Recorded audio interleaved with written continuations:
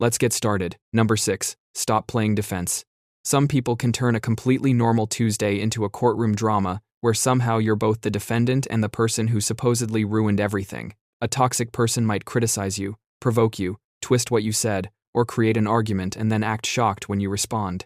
Your first instinct is usually to explain yourself. You want them to understand your intentions. You provide context. You bring evidence. Suddenly, you're delivering a 20-minute TED Talk about why you bought groceries on Wednesday instead of Tuesday. And this is where the trap begins. Constantly defending yourself can keep you locked inside their version of the argument. Instead of asking whether their accusation is fair, you're desperately trying to prove that you're not the villain in a story they already wrote. The smarter move is to become boring.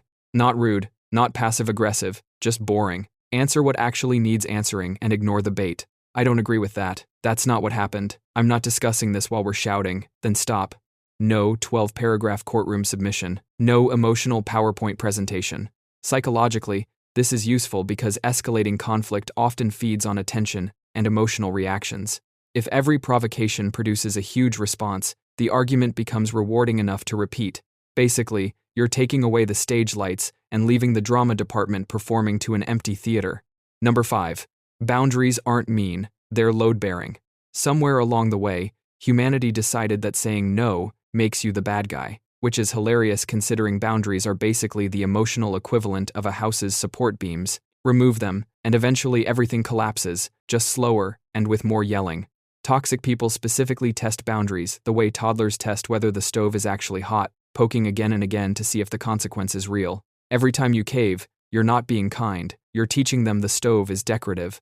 Behavioral psychologists call this intermittent reinforcement, the same mechanism that makes slot machines addictive. If no sometimes means yes, if you push hard enough, people will absolutely keep pushing, because unpredictability is oddly more compelling to the brain than consistency. The fix is brutal in its simplicity. Mean what you say, every single time, even when it's uncomfortable, even when they pout like a raccoon denied trash.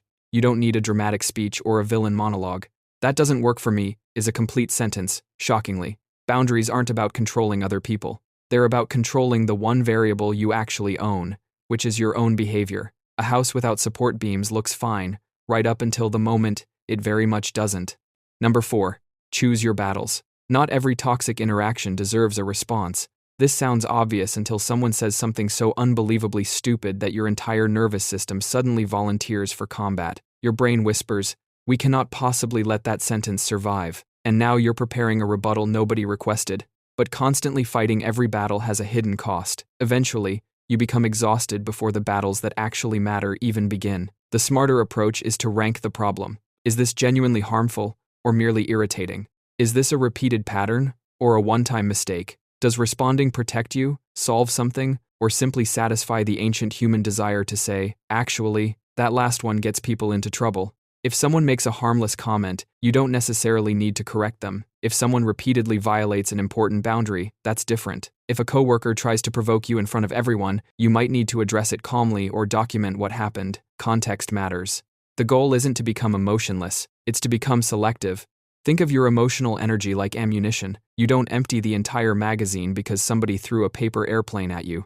And choosing not to argue doesn't mean you've lost. Sometimes walking away is strategic. Sometimes silence prevents a small disagreement from becoming a 3-hour emotional demolition project. You are allowed to decide that a conversation simply isn't worth the price. Because there is something surprisingly powerful about realizing you don't have to win every argument, especially when the prize is another argument. Number 3. Trust patterns, not promises. I'm sorry, 3 beautiful words. Unfortunately, they can also be the emotional equivalent of a software update that promises to fix everything and somehow makes your phone worse. The problem with toxic relationships is that apologies can become strangely cheap when nothing changes afterward. Someone hurts you, apologizes, behaves wonderfully for a few days, and then eventually returns to the same behavior. So instead of asking, did they apologize? Ask a more uncomfortable question. Did their behavior change? That distinction matters.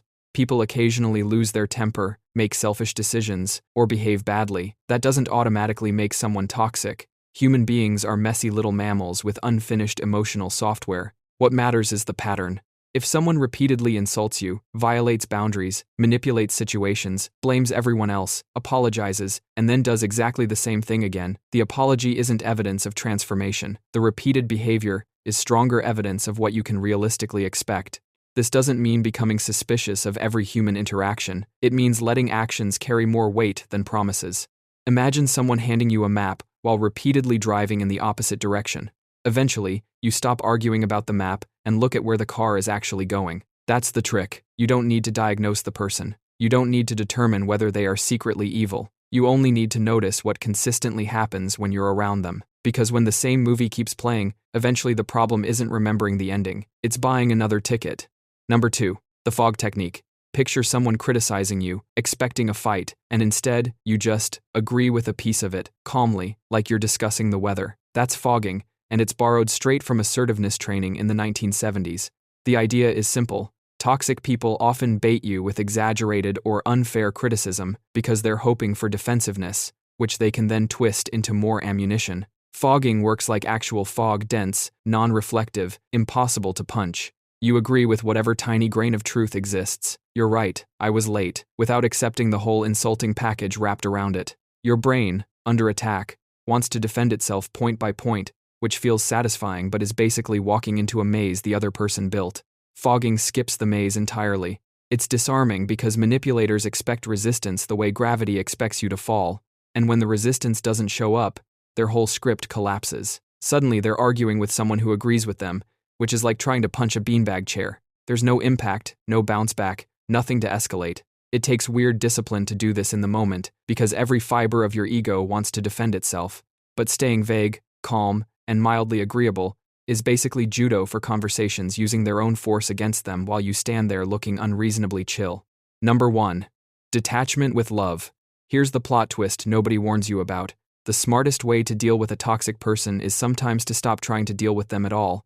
At least not emotionally. Therapists call it detaching with love, which sounds like something from a self-help candle label, but it's actually a legitimate concept from family therapy circles, originally used for people coping with addicted relatives.